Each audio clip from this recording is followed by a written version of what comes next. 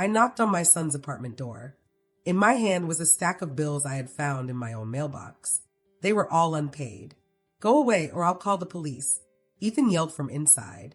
His voice was angry and tired. I could hear loud video game sounds coming from his computer.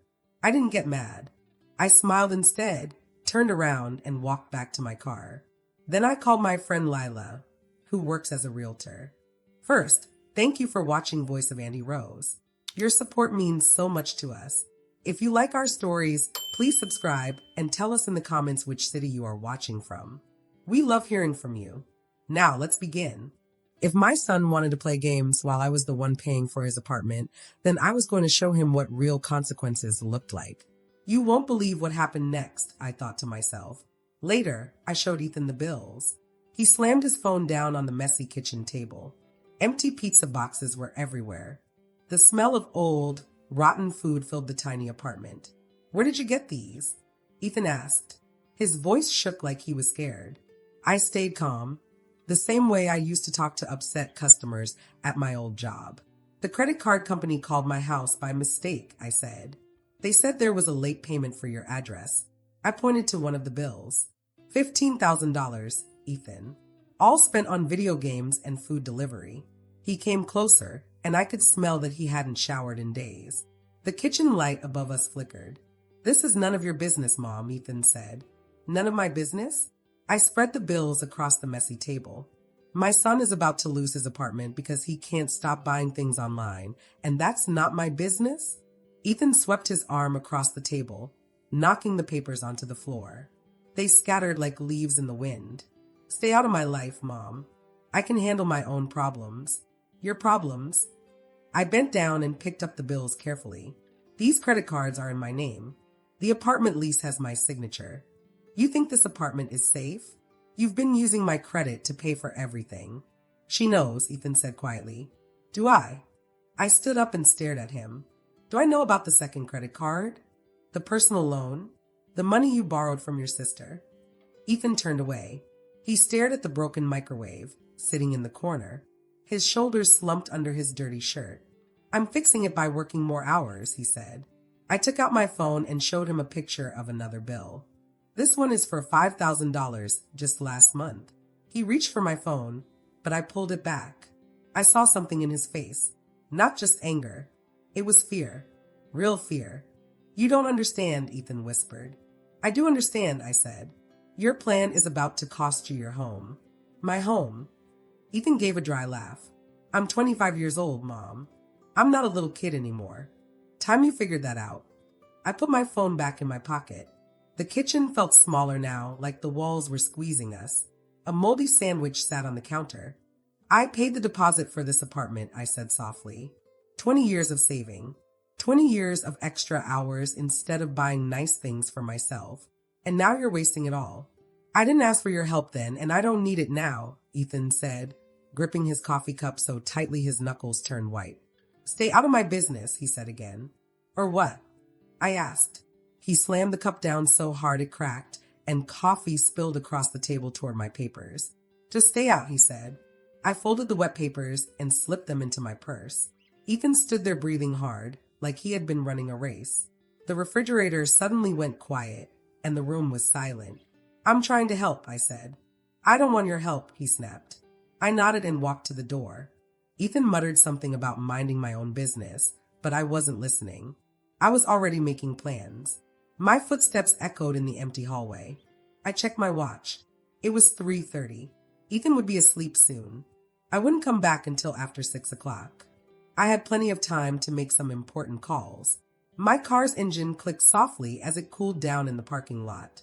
Through Ethan's window, I saw the blue glow of his fancy gaming computer. That computer probably cost more than some people's rent. I sat in the car, thinking about my next steps. Step 1, call the apartment manager. Step 2, explain everything. Step 3, find a solution. I didn't give myself time to change my mind. I called, and the apartment manager answered right away. Mrs. Clara, this is unexpected, she said when I knocked on her office door. Her phone rang, but she ignored it. We need to talk, I said. She gave me a worried smile and pointed to the chair in front of her desk. Ethan's late payment notices were scattered all over. The office smelled like coffee and stress, the kind of stress that comes when people can't pay their bills. Coffee, she asked, walking toward the coffee maker in the corner. This is serious, Mrs. Clara, I said. I know, but I need something to do with my hands when parents sound upset, she said with a nervous laugh. I followed her, noticing a stack of eviction notices half hidden behind her computer. Ethan's rental application was pinned to the wall, and my signature was clearly there as his guarantor. I found out about the unpaid rent, I said. The spoon she was holding clattered to the floor. What unpaid rent, she said. I took out the papers from my bag and laid them on her desk. Credit card bills, bank statements, and payment records, all with Ethan's name and address. He's 3 months behind, I said. Maybe more. He's been using my credit cards to pay for everything except rent. Mrs. Clara's face turned red. That's impossible, she said. It's right here, I replied, pointing to the rent history. January's rent paid late. February's late too. March's rent isn't paid at all. No, she said, pushing the papers away. Ethan is a good tenant. He would never risk losing his apartment. Mrs. Clara, look at these documents, I said. These are fake, she said suddenly, spinning away from me. You made these up. Why would I do that? I asked, shocked. Because you don't like Ethan living alone. You've never liked it. You want him back home, she said, her voice rising. Our records show he's current on rent. You just don't know about these other debts. I held up the credit card bills. $2,000 last month. $3,000 the month before. Where do you think that money was supposed to go? She covered her ears. Stop it. He's borrowed against everything I own. My car, my savings, my credit cards. Stop it, she cried again. She grabbed her phone. Ethan is a good boy. He would never hurt his mother. I stood up slowly. The office felt fragile, like it would shatter if anyone spoke too loudly. I'm not lying, sweetheart, I said softly. Don't call me that, she shouted, fingers shaking as she scrolled through her contacts. Get out. Get out of my office right now. Your office. I looked around at the unpaid bills and eviction notices she was trying to ignore. Get out, she screamed, waving her phone like a weapon. Get out, or I'll call the police and tell them you're harassing me. Something cold settled in my chest. I wasn't hurt. Not anymore. I'd passed hurt when she covered her ears and called me a liar. This was something else now. Something calm. I smiled. Mrs. Clara blinked. She wasn't expecting that. I carefully collected my papers, folding each one neatly and putting them into my purse. You'll call the police, I said quietly. Yes, I will, she said, but her voice wasn't steady. On your tenant's mother, who is just trying to save his housing, I said. You're not trying to save anything. You're trying to control his life, she argued. I walked toward the door, then stopped. She was still holding her phone tightly, like it would keep her safe. I hope Ethan is worth it, I said. He is, she said. I hope the apartment is too. Then I walked out. From my car, I saw Mrs. Clara watching me through the blinds, probably calling Ethan to tell him his crazy mother came in with fake papers. I drove home slowly. My car started easily like it always did. Reliable, like everything else in my life used to be. When I walked into my house, it felt too quiet. I dropped my keys into the small bowl by the door, the one Ethan made in high school pottery class. I walked through the house, and every room felt too big for just one person. The coffee maker came to life with a sound I used to love. While it brewed, I stood at the kitchen sink, looking out at my tiny garden. It was March in Arizona, and the desert flowers were blooming. I'd probably enjoy them alone this year. Everything I had built, everything I had taken care of, felt empty now, like building a beautiful house, only to realize nobody wanted to live there. The coffee was strong and black, the way I'd learned to drink it when cream was too expensive. I carried my cup to the living room and sat in my mother's old chair. I remembered 2003, when Ethan was 10 years old. He was missing a few teeth and always asking questions. Back then, I worked 2 jobs, 8 hours at the bank, then 6 more at the grocery store stocking shelves. 14 hours a day, so we could pay rent early every month. Why do you pay extra, Mommy? Ethan had asked once as he sat on my lap while I wrote a rent check. His small finger traced the numbers I wrote. Always $50 more than we owed. Because if we pay late, we get charged fees, I explained. If we pay early, we save money and show we're responsible. So we'll never get kicked out, he asked. That's right, sweetie, I said. So this will always be our home. The memory hurt now. It felt bitter, mixed with coffee and 20 years of irony. I thought about all the sacrifices I'd made, skipping vacations, skipping meals, saving every extra penny to teach Ethan responsibility. But somewhere between high school and moving out, he'd forgotten everything. I remembered the year our car broke down and we missed Disneyland. Ethan cried about missing his friend's birthday while I spent our vacation money on repairs. When you're responsible for something, you take care of it, I had told him. But Ethan had never learned that lesson. Now he lived in a world where money just appeared, where consequences were for other people. And I had made that world for him. My coffee had turned cold. I set it down next to a photo of Ethan at his high school graduation. He was so happy that day. I'd helped him get his own apartment by co-signing and paying the deposit. I did it all for him, I whispered into the quiet room. But even as I said it, I wasn't sure it was true anymore. He had made his choice when he told me to leave his apartment. He had chosen his video games instead of listening to my worries. He had even said he would call the police on me, his own mother. That day, I knew I had a choice to make too. I could walk away. I could let Ethan waste money until he ruined everything I had worked so hard to build. I could let him lose the apartment I had helped him get, the one I had worked 14 hours a day to afford. I could watch 20 years of saving and planning disappear because my son preferred easy money over hard work. Or I could fight back. I wouldn't fight as a mother trying to help her son. I wouldn't fight as a grandmother worried about future grandchildren. Those feelings had ended the day Ethan covered his ears and called me controlling. I would fight as someone who had been cheated. Someone whose 20 years of good credit was in danger because of Ethan's bad choices. Someone who had been told her opinion didn't matter. The house around me creaked softly, settling in for the night. Everything here was paid for and well cared for. The house was proof that hard work and careful planning created safety and comfort. Ethan's way was the opposite. He used credit cards and worried about paying later. It was time to see which of us was right. I stood up and stretched. My muscles remembered all the years I had worked, stocking shelves, standing behind bank counters for hours. I was older now, but my mind was still sharp. I knew how to solve problems, review resources, and plan solutions. Ethan thought he had all the power because his name was on the apartment lease. But he had forgotten about the papers I had signed 2 years ago.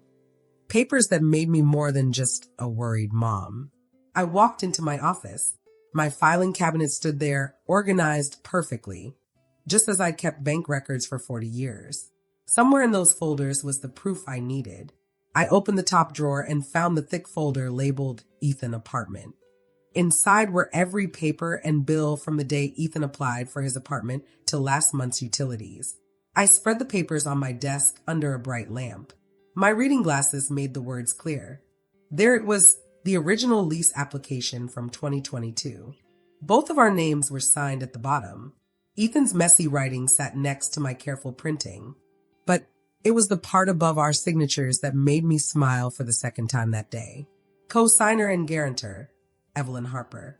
There was my social security number, my relationship to Ethan, and the words that said I was legally responsible for the full rent and damages. I leaned back in my chair, the same one I'd used for 20 years to pay bills. Guarantor. That word had power. Ethan had forgotten. The memory of signing the lease came back clearly. It was April 2022. Ethan and I had been sitting in the apartment manager's small office. Ethan's job history was short, only one job for 8 months. His credit score was barely above 600. His part-time job didn't pay much, so he could only afford a $500 apartment. But the place he wanted cost $1,200. We'll need a co-signer, the manager had said. Someone with good credit and steady income to guarantee the rent. Ethan had squirmed in his chair. What does that mean? It means your co-signer will be responsible if you can't pay. They'll also have legal rights over the lease, she explained. I had hesitated.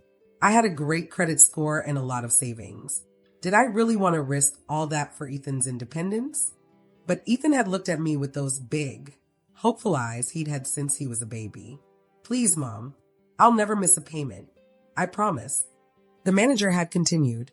As co-signer, Mrs. Harper, you'll need to agree to any big lease changes, like subleasing, moving people in, or ending the lease early. Ethan had nodded quickly, bored of the details and excited to decorate his new place. I'd squeezed his hand and signed my name. I thought I was helping my son grow up. Now, 2 years later, with Ethan's bills piling up and rent unpaid, those details were suddenly very important. I picked up a magnifying glass and read the fine print I'd skimmed back then. The words were complicated, but after 20 years working at a bank, I could understand them. One part stood out. In the event of non-payment or tenant dispute, co-signers retain equal legal rights to terminate leases, remove property, or arrange alternative housing. Lease termination. I put down the paper and looked at my reflection in the dark window. Ethan could yell and threaten me all he wanted, but legally, I had power too. I grabbed my phone and scrolled to a contact I'd saved 2 years ago, Nathan Chun, a landlord-tenant lawyer. Tomorrow, I would make some calls not as a worried mom, but as a co-signer protecting her investment. Ethan thought he could outsmart me. He thought I was just Mom, someone easy to ignore. But he'd forgotten one of my best lessons from the bank. Always read the contract before signing. This time, his apartment contract had my name all over it. I carefully put every paper back into its folder and returned it to its spot in the cabinet. Everything was organized, ready for action. Step 1 had been confronting Ethan. Step 2 had been trying to work it out. Both had failed. Step 3 would be different. Step 3 would involve lawyers, people who understood contracts and tenant laws, people who wouldn't cover their ears when I told them the truth. I turned off the lamp and left my office. For the first time in weeks, I felt hopeful. I'd spent my life building stability, and now I was going to protect it. That night, I had just gotten comfortable when someone knocked on my front door. 3 loud knocks, a pause, then 3 more. I peeked through the peephole. Ethan's face was red and sweaty. His work shirt was wrinkled, like he'd been pulling on it. I opened the door slightly, keeping the chain lock on. Evening, Ethan. Open this door, he said sharply. It's open enough for talking. Ethan leaned against the doorframe. Mrs. Clara told me about your little visit. Your fake documents. Your crazy ideas. Did she mention your 3 months of unpaid rent? I asked calmly. Ethan turned red. Those aren't unpaid. They're just late payments. Computer errors, online delays, stuff like that. Computer errors that last 3 months? I asked. Ethan stepped back, then forward again, like a trapped animal. You don't know what you're talking about, Mom. I reached for my phone. Should I call Mrs. Clara? Ask her to hear your story about computer errors. Ethan pointed his finger at me. Don't you dare. You're ruining my reputation. I haven't done anything to your reputation, I said. You're doing that yourself. He hit the door with his hand. It's not spending. I just need more income. I was making progress until... Until what? I asked. Nothing. Just stay out of my business. No more surprise visits. No more fake statements. No more lies to Mrs. Clara. Or what? Ethan smiled, but it wasn't a nice smile. Or things might get difficult for you. Bad things happen to lonely old ladies who live alone. I looked him in the eyes through the gap. His face was sweaty, his hands twitching against his leg. He used to do that when he was a kid and lying about homework. Are you threatening me, Ethan? I asked. I'm explaining how things work. I'm an adult now. I make my own choices. You're not needed, wanted, or welcome in my life. Interesting, I said calmly. Ethan stepped back and straightened his shirt. Stay away from me, Mom. I'm serious. I watched him storm to his beat-up car, which I knew he couldn't afford to fix. The engine coughed loudly before starting. He drove away too fast, tires squealing. I closed and locked my door. Instead of being scared, I felt more certain than ever. Ethan was out of control, and legal action was the only way to protect my future. I scrolled through my phone and found Nathan Chen's number. Tomorrow, I'd start turning my research into action. Ethan thought threats would scare me. He had no idea I'd spent years at the bank dealing with angry customers. The difference now was that I had legal power, and I knew exactly how to use it. The next day, I went to Nathan Chen's office. His building was small, with shelves of law books and a view of the courthouse. Evelyn, he greeted me warmly, shaking my hand. Good to see you again. Though I suspect this isn't a friendly visit. I need legal advice, I said, sitting down. I handed him the folder with Ethan's apartment papers. This address, this lease, my co-signer rights. Nathan started typing on his laptop. This is your son's place, right? The one we worked on insurance for. It is. He paused. Everything okay at home? Let's focus on the legal issues, I said firmly. He nodded and got back to work. I watched him pull up charts, laws, and recent cases. After half an hour, he leaned back. Evelyn, co-signers have rights most people don't understand. You're not just a backup payer. You're part of the lease legally. I took out my notebook. Meaning what exactly? You have the right to handle lease violations, unpaid rent, even unsafe living conditions. The law protects co-signers from irresponsible tenants. What are my options? Plenty. You can send a formal notice. You can end the lease as co-signer. In emergencies, you can take quick action. Are we talking eviction? We're talking about saving my credit, I said. He nodded. That changes things. With co-signer rights, we can move fast. Usually, there's a 2-week window for your son to fix things or move out. After that, legal action follows. Either way, your credit and reputation are safe. He gave me his card with a number on the back. Call me when you're ready. We'll handle this carefully. I shook his hand and left his office with a plan. I needed clear answers about where people could live. Elena Torres's property management office felt different from other offices I had visited. The lights were bright, the furniture looked new, and the walls were full of rental homes and apartments that looked like real options, not just expensive places I couldn't afford. Elena was older than I expected, maybe around 55. She had a calm and practical way of talking, like someone who had been helping families for many years. After looking at all my papers, she said, "It's not strange to see a co-signer step in to help. This happens a lot when parents realize their grown-up children are having money problems." I asked, "What usually happens in these cases?" Elena shrugged. "It depends. Some people get serious and fix their mistakes. Others just keep making bad choices." She spread Ethan's lease papers out on her desk and pointed to certain parts. "You have more power than you think," she told me. "You're not just someone who promised to pay if he didn't. You're part of this lease legally. That means Ethan can't make big choices about his apartment by himself. He can't add roommates, sublet the place, or extend his lease without your permission." Elena showed me the exact parts of the lease that gave me these rights. Arizona law lets co-signers step in if the person renting is breaking the rules or not paying their bills, she explained. We call it a protective intervention. It gives the person renting 2 choices: follow the lease rules or move out. We usually give them 14 to 30 days, depending on the situation. She went on, "Once you file this notice, the law takes over. You can't take it back. This will definitely change your relationship with your son." I thought about Ethan yelling at me at my front door, about Mrs. Clara refusing to listen, and about my perfect credit being ruined because Ethan spent too much money on video games. I sighed. Our relationship is already broken. Elena nodded, opened her computer, and started filling out forms. "We'll file everything first thing Monday morning," she said. That afternoon, I drove home through heavy traffic. My mind was focused and organized like I was running a big bank project. I had done my research, gotten legal advice, prepared the paperwork, and found professionals to help me. Everything was set to begin. This was no longer just a family argument. Now there would be real consequences.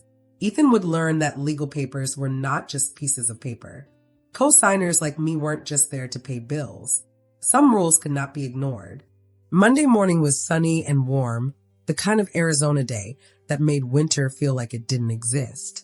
I carefully dressed in a nice blouse and wore the jacket Ethan had given me last Christmas, back when he still respected me. If we were going to court, I wanted to look proper. Nathan, my lawyer, met me in the courthouse parking lot. His briefcase looked like it had seen many cases before. "Ready?" he asked. "I've been ready since Friday," I said. The courthouse was big and serious, with red brick steps and tall windows. It looked like a place where justice happened. Inside, security guards checked everyone with metal detectors. People were there for all kinds of legal problems, divorces, child custody, landlord disputes, traffic tickets. Life's messy problems needed these official solutions. We went upstairs to the clerk's office. People were filing papers, making calls, and helping others start legal cases. Nathan laid out our papers on a small table. "This is your petition," he explained. "You're listed as the petitioner. Ethan is the respondent. Here's the apartment address, what he's done wrong, and what you're asking the court to do." I read every page carefully. My name wasn't listed as mom or co-signer. It said petitioner and legal party. These words showed that this was no longer about family. It was about property and rights. Nathan said, "The filing fee is $200 plus the cost of delivering papers to Ethan." I wrote the check without hesitation. 20 years of hard work taught me that some problems need money to solve. This was cheaper than letting Ethan ruin my credit even more. At the clerk's window, a tired but kind woman stamped all our papers. "Case number CVI 2025 to 892, she said. "The first review is April 8th at 10 a.m. in room B." The sound of her stamp was loud and final. There would be no more shouting or emotional begging. Now the legal system would handle this. The clerk added, "Ethan has 14 days to respond. If he doesn't, you'll win automatically." Nathan collected the stamped copies. "That's it. We're in motion," he said. We walked past other people who were also starting or ending legal battles. In the stairwell, Nathan explained, "Ethan will be served by Thursday." Then we wait. If he doesn't answer, it's a default judgment, you win. I felt calmer. Not happy, but steady. It was like balancing a checkbook and knowing the numbers were all correct. We shook hands in the parking lot, and I drove home on quiet streets. I filed all the legal papers neatly in Ethan's apartment folder behind the original lease. Everything was in order. By Wednesday afternoon, Ethan's name appeared on my phone. I let it go to voicemail. 5 minutes later, he called again. Then Mrs. Clara called. I ignored them both. That night, I had 9 missed calls and 4 voicemails. The first one was Ethan crying. "Mom, please call me back. We got these papers and I don't understand." The second was Mrs. Clara, angry. "What are you trying to do? Scare us? This is family business, not court business." The third was Ethan again, begging me to tell him it wasn't true that I was trying to make him leave his apartment. I deleted them all. Thursday morning brought a flood of angry texts. Ethan wrote, "This is ridiculous. No judge will choose you over family." Mrs. Clara's messages were longer. "We can fix this. Please don't ruin everything. I love Ethan and I need this job." By evening, Ethan's tone changed. He wrote, "You're making a huge mistake. You'll regret this." Nathan called me that night. "He's been served," he said. "That's a normal reaction. Panic, denial, anger. We'll see if he responds. What happens if he doesn't?" I asked. "You win by default," he said simply.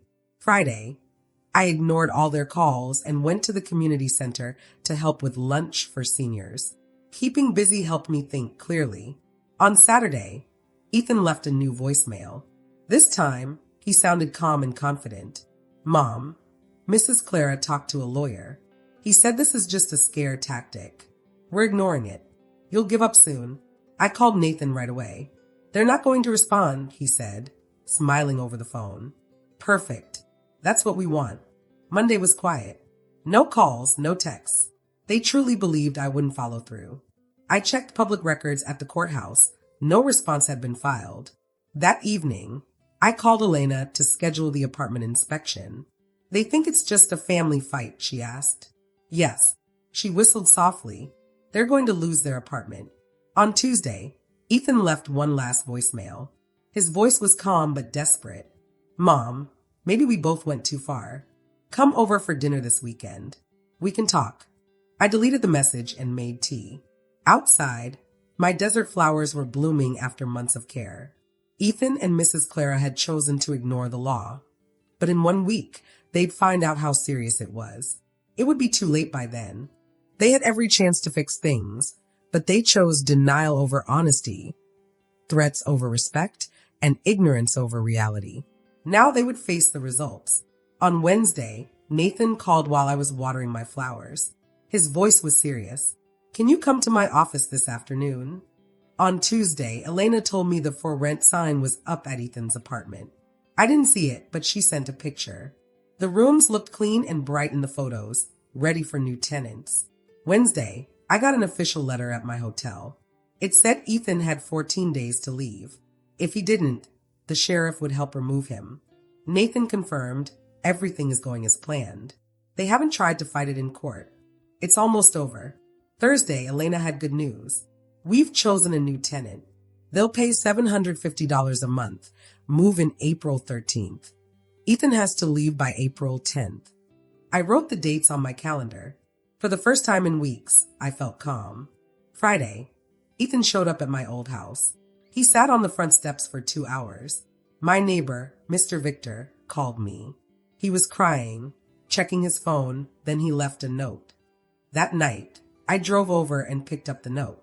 Ethan had written, "Mom, we found a small room, but we need moving money. Please talk to us. We'll be homeless in 1 week. Your son, Ethan." He even signed it, "Your son, Ethan," like reminding me he was family would change things. But this was not about feelings. It was about responsibility. On April 8th, I watched moving trucks from my hotel window. Maybe Ethan had found one for himself. He had no more tricks left. He had to accept what was happening. On April 10th, I put on nice clothes, grabbed my documents, and went to the office for the final step. The whole process took 2 hours. Papers were signed. Stamps were placed. My name was officially removed as co-signer. Elena shook my hand. "Pleasure working with you, Evelyn." Nathan said simply, "Justice served." Back at the hotel, I listened to Ethan's voicemail. "Mom, we moved out yesterday. Mrs. Clara found a room. I get it now why you did this. I'm sorry it took losing the apartment for me to see it. I hope you forgive us. I love you." I played it twice, then deleted it. Saying sorry was not the same as earning forgiveness. Over the weekend, I visited senior communities nearby. The homes were lovely. People there were teachers, nurses, and office workers. They had saved money and planned for their future. They understood rules and respected documents. I made an offer on a small apartment with a garden view. Ethan and Mrs. Clara were starting over, but their poor choices had cost them a lot. On Thursday, I walked through my new home. Sunlight filled the room. Soon, I'd join a community where people respected each other and the law. Ethan and Mrs. Clara had thought kindness meant weakness. They were wrong. I had stood up for myself, and justice had been served. Now I could start fresh. The foundation of my new life was strong, built on rules, fairness, and courage. I was ready for a new beginning. If you like this story, please like this video, subscribe, and share your thoughts in the comments. To listen to the next story, click the video suggested. Thank you for watching.